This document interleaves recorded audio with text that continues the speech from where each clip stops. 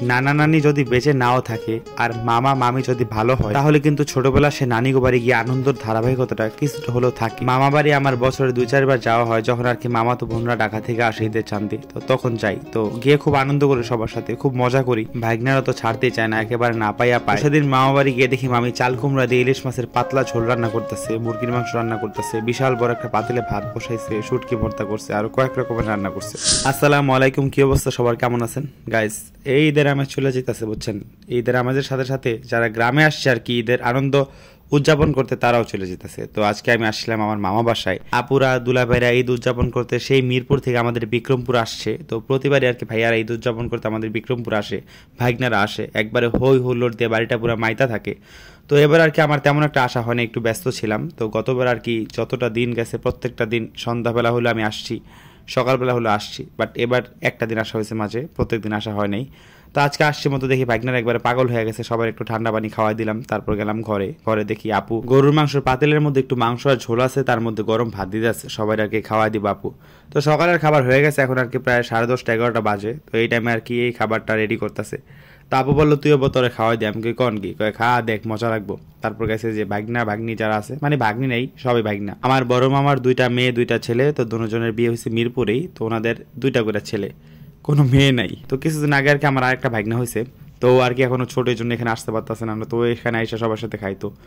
তো খাওয়া দাওয়া শেষে এখন দেখে আপু পাট শাক বাঁচতেছে। আজকে পাট শাক রান্না করা হইব, সাথে রান্না করবো হলো ইলিশ মাছ দিয়া চাল কুমড়া দিয়ে একটা পাতলা ঝোল। মানে চাল কুমড়া দিয়ে ইলিশ মাছ রান্না করলে এমনি পাতলা হয়ে যায়, ওটার পাতলা ঝোল বলতে হয় না।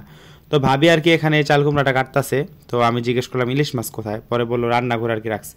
তো এই যে গাছ ইলিশ মাছ ওই রান্নাঘর থেকে আর কি আনছি, আমাদের মুন্সিগঞ্জের পদ্মা নদীর একেবারে টাটকা ইলিশ মাছ। তো এটা আর কি 2-1 দিন আগে আর কি ভাইয়া কিনে আনছে, তো আজকে একটু ফ্রিজের থেকে নামায় পানির মধ্যে রাখছে, তো আমি আপনাদেরকে দেখাইলাম। তো আপু আর কি মাছগুলা কাটার জন্য বটি নিয়ে বসে রয়েছে, আমি মাছগুলো দিয়ে দিলাম, আপু আর এখন ছালগুলা ছাড়া আর কি কাটতেছে। আর ওই পাশে আর কি মামি ভাত বসাই দিছে, বিশাল বড় একটা ডেস্কি দিয়ে আর কি ভাত রান্না করবো, যেহেতু দুলাভাই ভাইয়া মামি সবাই আর কি খাইবো, আমিও আছি। এখন ইলিশ মাছ রান্না করতেছে দেখে আমার না তেমন একটা রুহু টানতেছে না। অ্যাকচুয়ালি গরুর মাংস খাইছি কয়দিন, কি রান্না করে যে রুহু টানবো আমি নিজেও জানি না। তো এখানে গরম গরম ভাতের সাথে ভর্তা হলে অনেক মজা লাগতো। তো আপু আমার বলতেছে ভর্তা তো রান্না করবো আজকে, চিন্তা করিস না। তো আপু বলতেছে আগে মাছগুলো আমি কাইটা নেই, মাছগুলো রান্না করুক, শেষ আর কি ভর্তা রান্না করবো। তো আপু আর কি মাছগুলো খুব সুন্দর করে পিস পিস করে কাটলো, একবারে তাজা ইলিশ দেখে বোঝা যাইতেছে। আবার ইলিশ মাছের মধ্যে ডিম হয়েছে, ইলিশ মাছের ডিম কিন্তু আমার কাছে খুব ভালো লাগে খাইতে। আর সবচেয়ে ইন্টারেস্টিং ব্যাপার কি জানেন, আজকে মামি গিমা শাক রান্না করতেছে। শাকটা কিন্তু পুরো বিলুপ্ত, বাট আজকে মামাগো বাসায় গিমা শাক হয়েছে সাইড দিয়া।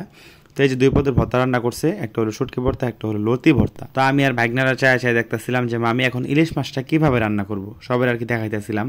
তো ফার্স্টে মশলা কষায়, তারপর সেখানে চাল কুমড়াগুলো দিয়া দিল। আর গাইস বাড়ির মধ্যে না প্রচুর পরিমাণে রোদ, আমাদের বাসা থেকে একটু বেশি, কারণ এটা তো নতুন বাসা। তো দেখা গেছে রোদের মধ্যে একবারে ঘামায় ঠামায় যাইতাছি গা। তো এই রোদের মধ্যে দাঁড়ায় দাঁড়ায় আর কি দেখতাছি।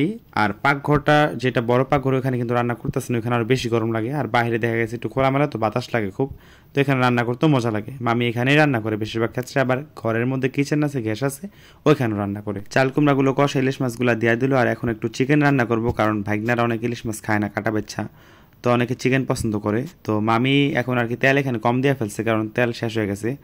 তো মামিরে বলতেছি মামি তেল দেন আর একটু, নাহলে তো ভালো লাগবে না খাইতে। তুই এও জানোস, আমি কি মা কয় আর কি তেল কম দিলে নাকি ভালো লাগে না খাইতে। তো একটু তেল আসছিল, তারপর দিছে। তো এই যে রান্না বান্না একবারে কমপ্লিট, দুপুরে আর কি এখন খাওয়ার পালা। গোসল টোসল করে আইছি, তো এই যে খাবার দাবার সাজাইছে। তো আপু এই যে ভাত বেড়া দিতেছে, আমার আর সবাই আর কি বেড়া দিতেছে। তো এই যে এখানে ভর্তা, পাট শাক, গিমা শাক, মানে 2 রকম ভর্তা, পাট শাক, গিমা শাক সব নিলাম। তো আমি একটু খাইতেছিলাম ফার্স্টে, তো আমার কাছে ভর্তাটা তো ভালো লাগে নাই। তারপর আমি একটু চিকেন নিলাম। তো ব্রয়লার মুরগি অনেকদিন যাবত খাওয়া হয় না, তো চিকেনটার মধ্যে না একদম ঝোল রাখে না, আমার না একদম শুকনো শুকনো পছন্দ না, সত্যি কথা। একটু ঝোল টোল রাখলে আমার কাছে ভালো লাগে, একটু রাখলেও হতো, বাট এখানে তেমন ঝোলই রাখে নাই মামি। তো বাচ্চারা খাইবো, তো এই জন্য আর কি ভুনা করে দিচ্ছে। সব জায়গায় যে ঝোল থাকতে হবে ব্যাপারটা কিন্তু এমন। তো চিকেন দিয়ে খাওয়ার পর আপুরা বলতেছে দেখ এত সুন্দর ইলিশ মাছগুলো 1 পিস খা, ডিম আছে তো খাইতে মজা লাগবে, 1 পিস খা, কিছু হইব না, অ্যালার্জি তেমন ক্ষতি হইব না। তো আমি ছোট একটা পিস নিলাম, তারপর এই যে আমি ডিমের পাশ দিয়ে একটু নিয়ে খাইলাম। তো গাইস খুব মজা লাগছিল। তো ব্লগটা ছিল এ পর্যন্ত, সামনে আরো ব্লগ আসছে, সবাই ভালো থাকবেন, আল্লাহ হাফেজ।